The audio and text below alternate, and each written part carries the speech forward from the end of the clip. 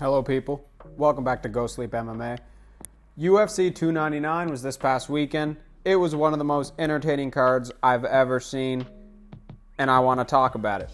First things first, if you hear anything in the background behind me, my voice, all that jazz, there is some snow plows outside. I live in a very snowy spot. We had a fuckload of snow the other day. They're cleaning it up outside, so you might hear some metal banging, blah, blah, blah. It's not too loud. Hopefully you won't hear it. Just thought I'd mention it so you don't think I fucking live in a junkyard or something. Now, before we actually get into the card, one thing I want to talk about. The channel, Go Sleep MMA, has hit 69 followers. Nice. Quite the comical milestone. But every subscriber I get, every like I get, every comment, every view motivates me to get better, post more videos, learn more about MMA, study more, train more. So thank you guys so much. 69 subscribers. Next time maybe it'll be 690, But you guys motivate me a lot every day, every single one of you. Thank you so much. Keep hitting the subscribe button, like all my videos, comment what you want to see, what you think about me, love me or hate me. I appreciate it. Now, moving on, we're going to talk about the main event, the meat and potatoes, right off the bat. Sean O'Malley absolutely destroyed Chito Vera. Like the title of my prediction video, he absolutely changed his face. Look at that before and after. Unrecognizable guy. And I think he's going to chin Merab. Now, it was a very clear 50-45. They had it scored a 50-44. I didn't see what round they gave a 10-8 to O'Malley for. But I thought it was going to be like a 49-44. So I was almost close on my prediction. Did pretty well. It went almost like I thought it would, except I thought Chito was going to bring it on a little bit more in the later rounds. But O'Malley's striking looked fucking untouchable. The footwork, the speed, he looked perfect on the feet. I really don't see anyone in the bantamweight division touching him. I really think pound for pound pure striking, he's probably top 5, maybe top 3. You could make the argument for number 1 in the UFC. But Chito proved to be the toughest guy in the division, arguably the UFC. Chin made of absolute fucking titanium. I mean, O'Malley hit him with shots that O'Malley has put people out to sleep with before. That knee puts anyone else on, I would almost say anyone else in the division, to sleep. That sounded like a baseball bat to a tree trunk. It was horrible. Well, it was great, but it was horrible. Definitely. I haven't heard any medicals, but I thought broke the orbital, broke his jaw, broke his nose or something. One of those 3 broke something, man. Like, it was a bad knee. And the reason I think he chins Merab is that exact reason. Now, I don't think he's just going to be spamming takedowns without setting them up at all. But I think Merab might get, a little trigger happy on the takedowns, and I just can see O'Malley timing one of those knees straight up the middle. And if Henry Cejudo is putting you on skates in round 1 and almost getting you out of there, that knee would Bryce Mitchell him. That knee would fucking have him twitching on the ground. You know what I'm saying? So I think O'Malley has a really good shot against Merab. Of course, I'll break that down way better in another video later on. But now, the co-main event, the underdog, Dustin Poirier, is that guy, remains that guy, puts Benoit Saint-Denis to sleep, out badly. Was this a fraud check? I don't necessarily think so. Like, to me, a fraud check is more like Mike Malott going against Neil Magny. It was a decent step up in competition, but Neil Magny isn't a world beater by any stretch. Benoit Saint-Denis, I think, going into this fight, we kind of didn't put enough emphasis on the fact that he was going from Matt Frevola, ranked at somewhere between 12 and 15, to Dustin Poirier, ranked 3. Dustin is just leaps and bounds better than anyone Benoit Saint-Denis has ever even sniffed the octagon with. And I just think he got outclassed here. Now, he did have staph infection. He was on antibiotics. And he did have Dustin in trouble multiple times in the first round and the second round. landing some decent shots, getting him to the ground, took his back. He had him flattened out at one point.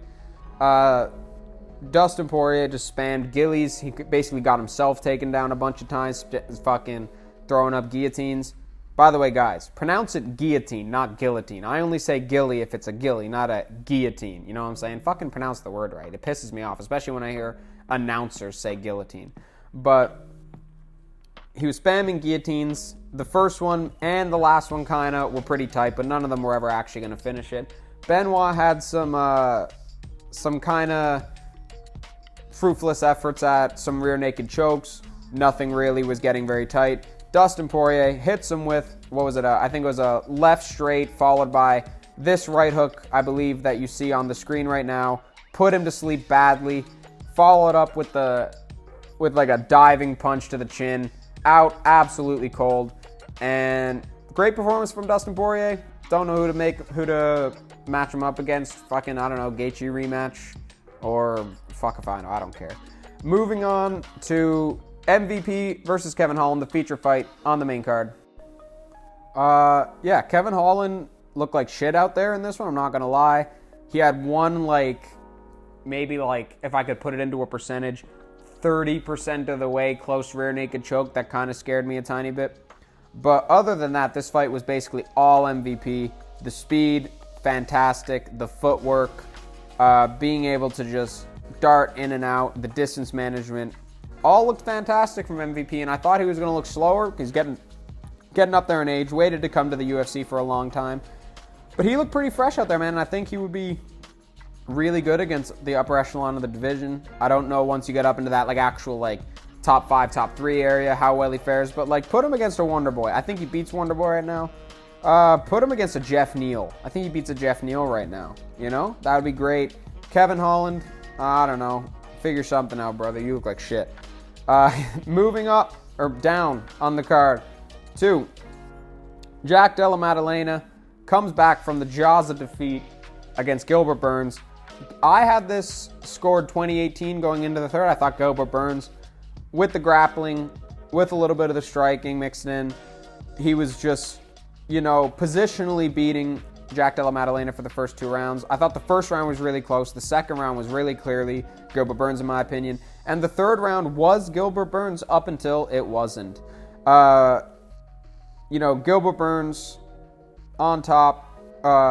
Jack Della Maddalena reverses him, ends up back on his feet. He knows Gilbert Burns, as photoed here, is going to shoot in on another takedown. Perfectly timed knee.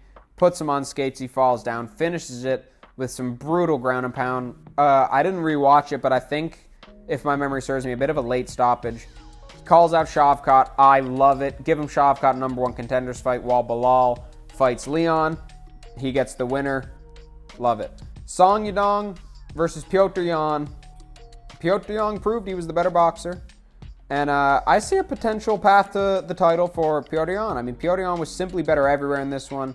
Started slow, lost the first round, but came back, won the last 2. It was a scrappy win. It wasn't the cleanest, most technical win, but he had the better boxing. The uppercut was fantastic. Got some takedowns, and I just think Yan looked great in this fight. I think he wasn't on a horrible skid before. I mean, a lot of his O'Malley win, despite I actually think O'Malley slightly edged out that fight. Very close, you could argue. Yan won it. You could make an argument he won the second Aljamain fight. The only real one he got fucked up in is Merab. He got Merab properly, but it is what it is. I think Yan should fight Chito now, because Chito's coming off that absolutely painful loss to Sean O'Malley, as we spoke about earlier.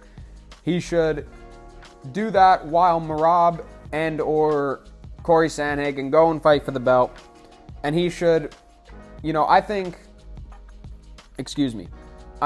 a win over the just title challenger, fucking Chito Vera, puts him in a position for maybe a title shot, maybe a title elimination bout. So he fights Chito Vera. If he wins that fight, he could either get whoever is champion out of O'Malley, Merab, or Sandhagen, or he could win. He could fight whoever, whoever isn't the champion in a number 1 contenders fight to then fight who is champion then. Probably O'Malley, but I actually think this is a really good 3-horse race between those top guys. I'm very curious to see where it goes in the future. OMalley calls out Ilia Topuria. Fuck that. Fight Merab. But I did say in my video, I literally almost got Sean O'Malley's performance perfectly. I said he was going to fucking essentially 50-45 Chito and then get on the mic and call out Ilia Topuria. But I think he should get Merab, hopefully like this summer. But yeah, let me know what you guys thought of this card. I thought it was an absolutely fucking amazing card. Hung out with my homeboy and watched it. Fucking loved every fight. We were into it. Dustin Poirier got me hyped. And yeah, just a fantastic card, top to bottom. Thank you guys again. 69 subscribers. Nice. Love it. And yeah, I'm just more motivated now than ever for some reason after seeing that number. And all the love I've gotten in the last week or so on the channel. I've gotten a lot of views, a lot of comments, a lot of likes. And I'm more motivated than ever now to just pump out content for you guys. So yeah, if you love all things MMA, subscribe. Like the video if you enjoyed. And thank you so much for watching. Now, go sleep.